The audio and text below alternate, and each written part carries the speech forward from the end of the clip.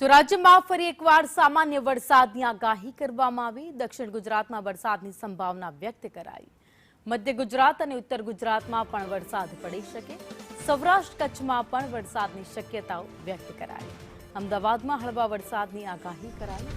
ભારે વરસાદની શક્યતા નહીવત દેખાઈ રહી છે। 30 થી 50 કિલોમીટરની ઝડપે પવન ફૂંકાશે। મોન્સૂન ટર્ફ અને વેસ્ટર્ન ડિસ્ટર્બન્સ સક્રિય થઈ ગયું છે। તો આ સાથે જ માછીમારોને દરિયો ન ખેડવા પણ ખાસ સૂચના આપવામાં આવી। તો રાજ્યમાં ફરી એકવાર વરસાદી રાઉન્ડની શરૂઆત થઈ શકે છે।